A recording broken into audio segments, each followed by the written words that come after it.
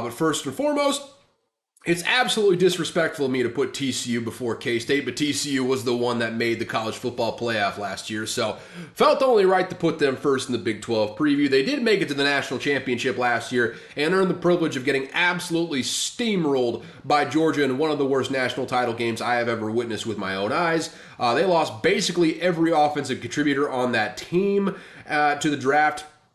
And they basically all got drafted by the Chargers, like I talked about in the AFC West preview.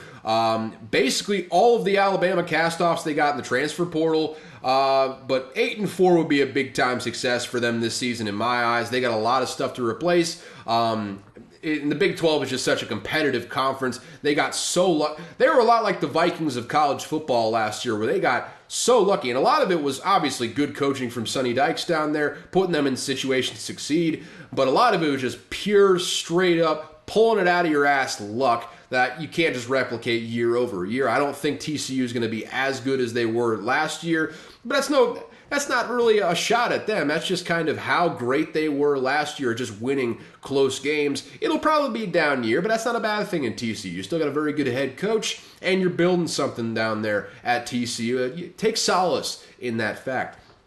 Up next, K-State coming off a Big 12 championship. People forget they won the Big 12 championship last year. They got the privilege of getting steamrolled by Alabama in the Sugar Bowl. That's a very forgettable one. Bryce Young scored like 5 touchdowns and just yawned and slept on the sidelines for the entire fourth quarter. That's how bad the game was there with K-State last season. But they did lose Deuce Vaughn. Return a promising young quarterback in Will Howard, though. That'll start from the very beginning this year. You may remember Taylor Martinez was there this past season, had injury, concussion issues, didn't play down the stretch, but then you found out Will Howard is an absolute dude with K-State. Chris Kleiman absolutely getting the boys rolling there with K-State at head coach.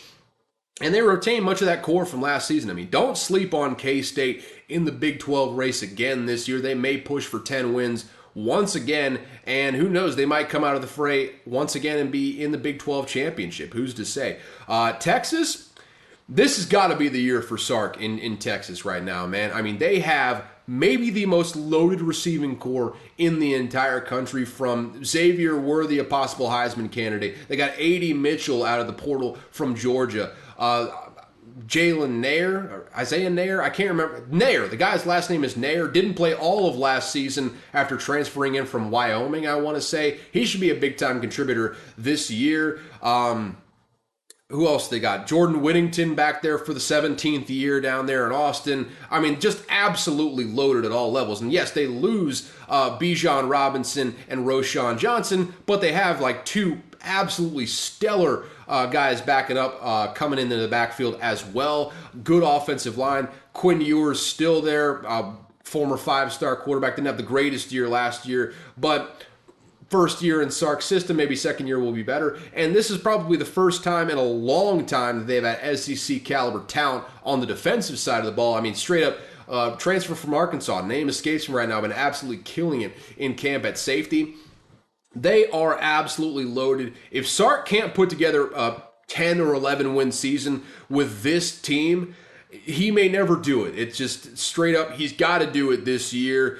This should be a playoff contender. This should be the front runner in the Big 12 right now. They are that good of a roster. Just got to capitalize. You have to win this season if you're Steve Sarkisian in Texas. Texas Tech, sneaky good team down in Lubbock right now. They got they return starting quarterback Tyler Shug, have a rising star at head coach in Joey McGuire, who's going to get poached before long. Don't you worry. They're going to be making some waves this year. This is a team that could piss in some Cheerios all throughout the course of 2023. There are several teams in the Big 12 that fit that description. This is going to be a fun conference once again.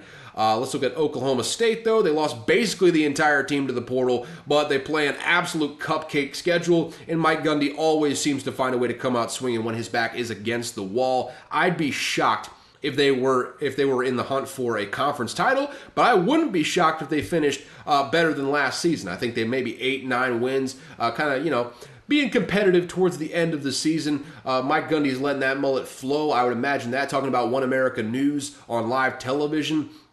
Telling the truth, my friend. You know what I'm saying.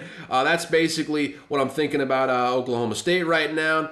Baylor, Dave Aranda can coach his ass off, man. I'll tell you that right now. Had a down year last year, but I don't expect that for 2 years in a row, man. Plain and simple. The defense will be better this season, and the offense should improve as well under another year of Blake Shapen at starting quarterback. Do not sleep on this team. Another one that could piss in some wholesale Cheerios this year.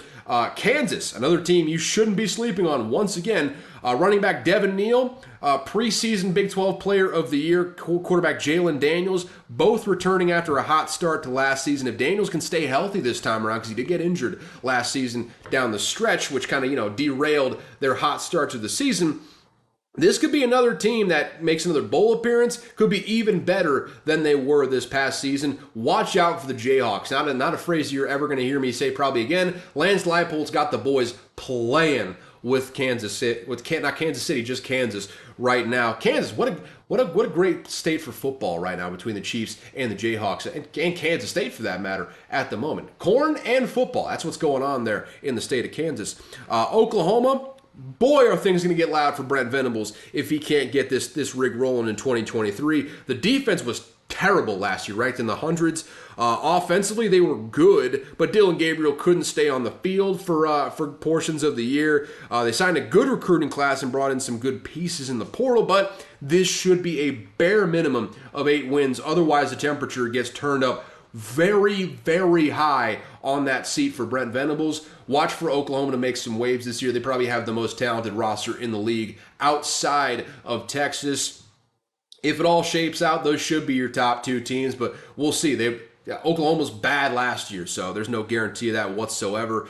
West Virginia, I have no idea how head coach Neil Brown still has a job, but I'm willing to bet money that he won't by the end of the season. And I'll just leave it at that. Iowa State, well, they were bad last season, and apparently the in vogue thing to do in Iowa is gamble on the Cyhawk game, which, Iowa State did as well. They won't have their starting quarterback Hunter Deckers for the entire year because of that.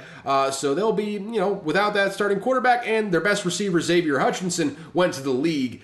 Did not gamble, just went to the league last year. So Matt Campbell's got his work cut out for him this year, but he's a damn good coach. If anyone can do it, he can find a way to make some waves, and like I've been saying the last couple of minutes here, pissing some Cheerios along the way. Cincinnati, they made possibly the most questionable hire of the offseason at head coach, getting Louisville's head coach Scott Satterfield after Wisconsin poached Luke Fickell from them. They basically lose every contributor from last year's team and are now entering a Power 5 conference, so it's going to be an uphill battle for Cincy this year. I do not expect them to be very good at all. UCF, this may be my dark horse to win the conference overall, man. Gus Malzahn's got the boys playing, man. UCF returns basically every major contributor, including quarterback John Rice Plumlee. Gus Malzahn built a team how he wants to build it, and now they're breaking into the Big 12 where it's anybody's ball game. Watch out for the UCF Knights this year. They're going to run the football. They're going to be fun. If that defense is even serviceable, which it really wasn't last year, but if it's serviceable this year, they can make some waves in the Big 12 this year. Watch out for UCF in this conference.